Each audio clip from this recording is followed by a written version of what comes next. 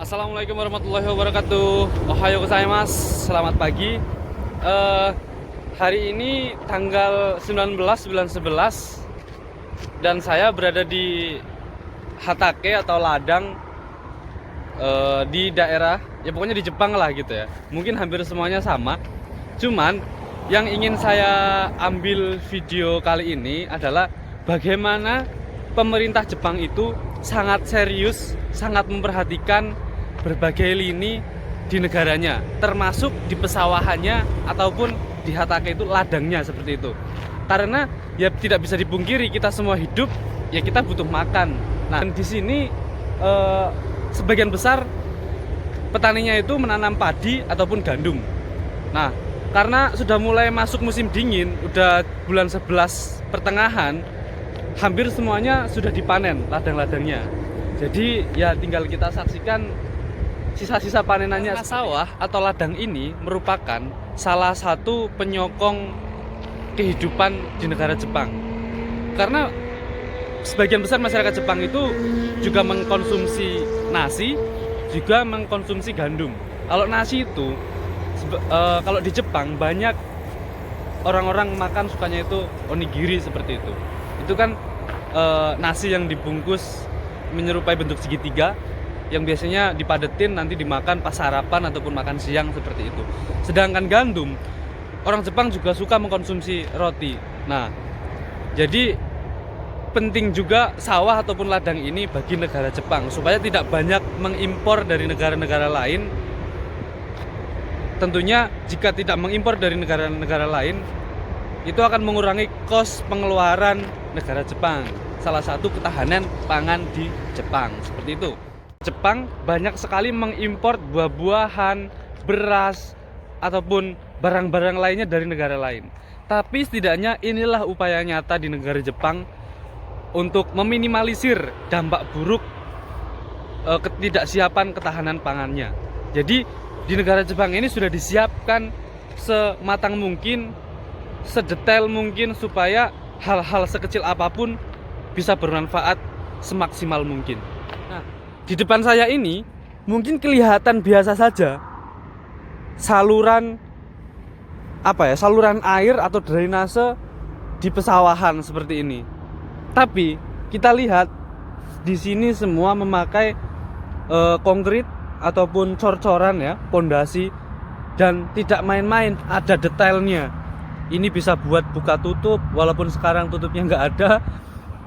Di sini juga ada tempat untuk buka tutup walaupun tutupnya nggak ada. Nah, di sini ada putaran air, jadi sumber airnya juga sudah disiapkan supaya tidak adanya kekurangan air seperti itu. Di sini juga masuk ke sini. Jadi sepanjang sawah sana itu adalah selokan atau saluran drainase untuk pengairan air di daerah sawah ini. Tidak cukup di situ. Tadi kan ada semacam pompa atau perputaran untuk mengunci, menutup atau membuka air. Nah, nanti terusannya itu terusannya ke sini. Ini juga buat ngontrol keluar masuk air. Ada kilometernya juga. Jadi berapapun yang dikeluarkan dari sini ada catatannya untuk pembayaran seperti itu. Nah, di sepanjang sawah ini tiap kotak sawahnya itu ada satu-satu pompa air ataupun bukan pompa air ya, tapi lebih tepatnya pengontrol keluar masuknya air untuk irigasi di sawah-sawah ini. Jadi tidak ada lagi yang namanya rebutan air seperti yang ada di Indonesia. Nah, jadi ya air itu walaupun di sini kelihatannya kering-kering saja, tapi jika dibutuhkan ya ada. Jadi ya digunakan secukupnya, tidak boros air, juga efektif seperti itu. Di sini itu letaknya juga nggak jauh-jauh banget dari kota. Nah, itu ada showroom Suzuki. Situ ada tempat latihan buat kalau nggak baseball ya biasanya ya pokoknya lapangan olahraga lah. Nah, dari sini juga 5 menit ke supermarket, 10 menit ke mall besar. Jadi nggak jauh-jauh banget dari perkotaan seperti itu ya. Dan yang tidak kalah penting, coba dilihat jalannya. Walaupun di tengah sawah, tapi jalan di sini aspal. Ya walaupun nggak bagus-bagus banget, tapi setidaknya untuk mobilitas sehari-hari, jalan ini sudah sangat mendukung. Traktor ya bisa masuk, mobil ya pasti bisa masuk, wong aspal. Nah, jadi ya ini nih yang salutnya di Jepang. Di tengah sawah pun ya di aspal. Selain bisa untuk orang lewat, orang biasa ya, biar nggak macet lewat sini bisa. Tapi ya juga bisa buat mobilitas sehari-hari, mobil untuk ngangkut gabah, ngangkut gandum, ngangkut karyawannya juga naik bareng-bareng seperti itu. Seperti ini juga dilihat. Sangat detail sekali untuk saluran drainasenya. Sangat diperhatikan untuk jangka panjang. Tidak hanya 1 tahun 2 tahun, ini mungkin bisa bertahan puluhan tahun. Bahkan kalau nggak gempa, nggak ada sesuatu bencana, mungkin bisa bertahan ratusan tahun. Jadi yang dipikir itu jangka panjang, kos pengeluaran jangka panjang. Lebih baik mengeluarkan banyak di waktu sekarang daripada sedikit tapi terus menerus. Kenapa sekarang airnya kelihatan sedikit? Ya karena tadi dikontrol. Ada reba atau tuasnya yang buat ngontrol keluar masuknya air. Jadi ketika air sedang tidak dibutuhkan, ya cukup ditutup aja. Jadi hemat air, bisa dialirkan ke rumah-rumah dan sebagainya. Nah, yang tidak kalah penting, yang kalian lihat ini adalah rumput-rumput aja ya, cuma rumput-rumput saja yang kelihatan kan. Tapi di bawahnya sudah disiapkan pipa-pipa peralon yang lurus sejajar sampai sana. Nanti masuk ke tiap kotak-kotak ini. Kotak-kotak ini nanti ada tuasnya masing-masing buat muter. Jadi nanti airnya keluar dari kotakan situ. Nah ini nih padi yang belum dipanen. Udah tua-tua ini siap ditebas, siap dipanen sama jeragan-jeragan di sini. Kalau jeragan sih enggak kayaknya ya, udah ada komunitas ataupun yang punya sendiri, biasanya panen sendiri, dia bisa mengelola sendiri. Dan di sini kotakan-kotakan itu ya tiap kotak sawah ya satu kotak buat pengaliran air. Jadi tiap kebutuhan air per kotakan sawahnya bisa dicatat, bisa didata. Inilah efektivitasnya Jepang di lini pertanian seperti itu. Enggak desa-desa banget. Di sana adalah kota besarnya. Di sana kota besarnya dan di sini sawahnya. Dan yang coba kalian perhatikan dari awal tadi videonya, apakah ada sampah yang berserakan di jalan? Selain tadi ya yang pertama di pojokan di kotakan itu bekas digunakan di pertaniannya, itu pun ditata rapi. Jadi di sini orang-orang ini juga bisa menjaga kebersihan. Dan efeknya ya walaupun pesawahan dilihat ya estetik, ini bisa buat jogging juga ya kan, bisa buat kita jalan-jalan pagi, apalagi kalau sama nah itu pokoknya. Jadi enak tempatnya, selain bisa digunakan buat pertaniannya, tapi bisa digunakan untuk orangnya olahraga, sama-sama sehat. Pertaniannya jalan, orangnya juga bisa jalan, nggak di kursi roda gitu maksudnya. Nah keretanya, jalan keretanya pun itu di atas jalan, ya benar di atas jalan. Maksudnya dia nggak harus melulu ada palang pintu buat orang lalu lalang. Jadi aman, itu di bawahnya ada terowongan, nggak bahaya, nggak kayak di Indonesia banyak kecelakaan, baik itu dari kereta api maupun mobil dan sebagainya, karena nggak terlalu dipikir matang-matang. Saya tidak tahu ya ini proses namanya bahasa Jepangnya apa, karena saya tidak bekerja di pertanian. Blepet. Saya tidak tahu ini bahasa Jepangnya apa, bahasa Indonesianya proses apa, tapi yang saya salut di sini rapi sekali. Pengerjaannya rapi sekali. Dilihat tuh enak. Ya, tapi manfaatnya ya kita bisa mengukur berapa biaya yang nantinya akan dikeluarkan jika benar-benar rapi seperti ini. Sepertinya sebelum jadi seperti ini, kayaknya seperti ini. Nah, kalau di Indonesia mungkin namanya di traktor jadinya. begini, tapi salut, rapi banget. Pokoknya sepanjang jalan ini itu ya ini kotak-kotakan ini yang saya salut. Di bawahnya itu ada pipa, ataupun kalau bahasa Jepangnya itu bisa dibilang suido. Air suido itu apa ya, keran gitu ya, air keran yang mengaliri sawah-sawah ini secara sistematis. Ada sistemnya, hemat pengeluaran, dikeluarkan secara efektif, jadi tidak boros dan juga efektif. Kos pengeluaran biaya memang besar di awal untuk pembangunan ini, tapi efek jangka panjangnya bisa menghemat pengeluaran berkelanjutan, maksudnya bisa menghemat pengeluaran yang berkelanjutan. Ini sangat membantu bagi petani.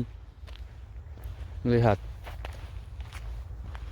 sekali lagi, tengah sawah saja di aspal. Ini Jepang, patut dicontoh. Bukan saya membanding-bandingkan Jepang dan Indonesia, tetapi karena ini lebih bagus daripada di Indonesia, ini patut diapresiasi dan layak dijadikan contoh untuk kedepannya di Indonesia, khususnya di pertanian. Karena sangat membantu sekali jalan aspal ini buat mobilitas sehari-hari para petani. Nah, maaf rada blereng, tapi dari sini kelihatan sekali kotak-kotakan buat jalur air keluarnya untuk pengaliran sawah. Keren sekali bukan? Jalannya di aspal, alirannya air lancar. Nah, ini saya di perempatan, di aspal semua bro.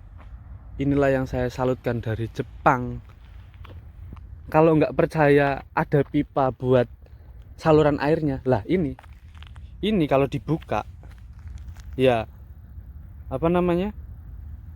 ada ini kalau dibuka, kalau ada masalah di bawah ya salah satu pengecekannya ini dibuka, nanti dalamnya ada pipanya ataupun saringan dan sebagainya untuk antisipasi kalau ada masalah seperti itu. Dilihat dari sini, itu kanji air. Kalau diperhatikan juga hampir semua itu rata sama. Tadi cuma ada beberapa saja yang belum panen di sana. Kenapa seperti itu?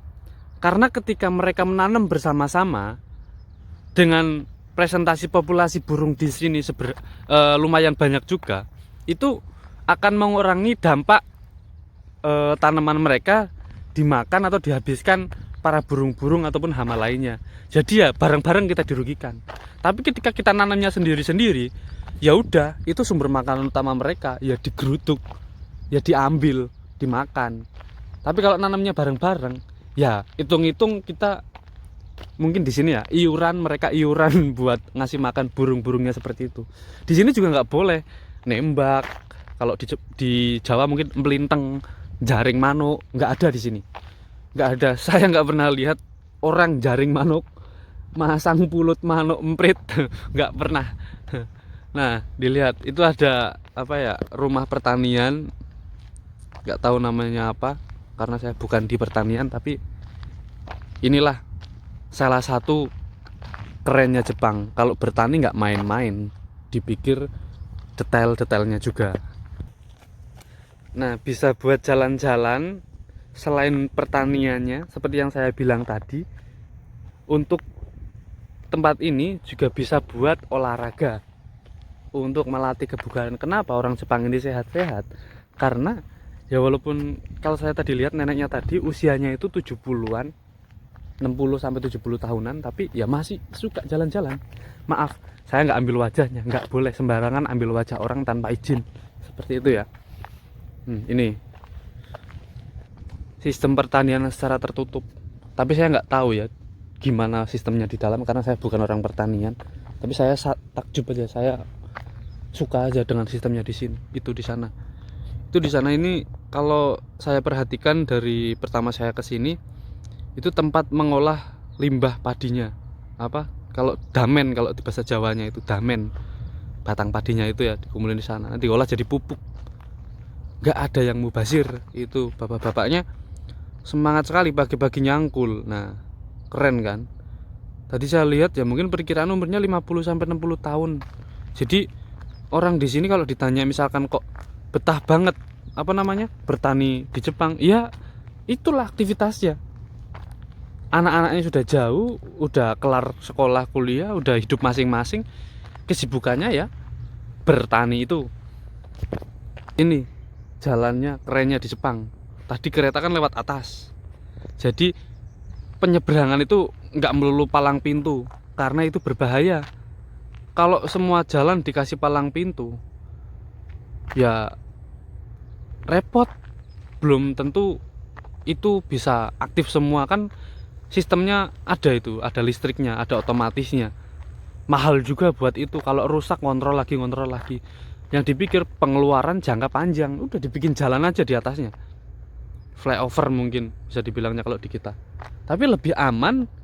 Memang pengeluaran pertama banyak sekali, mahal sekali, tapi ya efektif buat jangka panjang. Ini mungkin bahkan sampai 50 tahun, 60 tahun pun, 100 tahun mungkin masih kuat kalau nggak ada gempa ya. Karena bangunan Jepang cor-corannya mantap sekali, nggak main-main. Terutama nggak ada korupsi pengurangan semen, nggak ada korupsi pengurangan besi, ya nggak tahu ya. Tapi kalau pengurangan kelebihan jam kerja lembur-lembur gitu ya ada juga pasti. Ini karena di sini juga sebagian besar itu orang Brasil, Peru, disediakan juga mungkin ini. Jangan buang sampah di sini, setauku ya. Pokoknya lah ikut pokoknya seperti itu. Jadi ya mereka bisa mengondisikan. Keren kan Jepang. Nah, terowongannya mantep. Nggak ada yang jualan kopi. Sayang sih kalau ada ya enak. Nggak ada yang jualan kacang, nggak ada yang tidur di sini, nggak ada yang tidur di sini, nggak ada yang lengsot. Keren, bersih, Jepang, mantep. Ini gerbang antara pesawahan dan perkotaan. Di sini ini tempat pembuatan roti, jadi harum baunya. Pabrik rotinya keren gitu bro, dibikin estetik. Pengen saya makan di situ. Nah ini kering, di sini kering, di sini basah. Mimpi kali. Set, keren lah pokoknya. Oh ya walaupun ini nggak terlalu bersih, tapi setidaknya nggak banyak banget sampahnya lah. Sampah organik, jadi bisa diurai sendiri oleh alam. Terima kasih vlog hari ini. Bukan vlog ya, cerita ngoceh saja. Mudah-mudahan bermanfaat. Ini kayaknya pulang dingin. Makasih ya. Assalamualaikum warahmatullahi wabarakatuh. Tambahan dari terowongan tadi, ternyata di sini saya lihat ada apa ya, kayak edamame, kedelai apa nggak tahu lah, pokoknya sayur-sayuran. Kalau di saya ini biasanya direbus, dikupas, dimakan. Wah enak banget, kletis pokoknya mantep lah. Di pekarangan rumah buah jeruk yang cantik sekali, mulus, bagus-bagus, nggak ada yang nyuri, nggak ada yang diberongsong, biar kelihatan mana yang hilang mana yang enggak. Di sini aman. Dan walaupun di sini nggak kota-kota banget, tapi bisa dilihat setiap gangnya itu dikasih cermin. Nah, biar orang bisa ngelihat dari kanan atau dari kiri lebih aman, nggak harus nyunduk dhisik. Nah, kalau kenceng kita nyunduk, mobil di samping besar yang lewat bisa kesosrok kita. Adanya kaca itu jadinya kita aman, nggak perlu tinguk-tinguk, tapi cukup lihat di kacanya, wah aman, gas, itu aja. Itu Jepang. Kalau kita biasanya kaca-kaca di situ cuma ada di tikungan-tikungan tajam. di apa, dataran tinggi seperti itu biasanya banyak ini kaca-kaca seperti ini tuh. Di sini enggak bro, di sini di desa pun udah ada. Jadi ya keren lah pokoknya Jepang, keren lah, salut sama pemerintah Jepang, detail banget.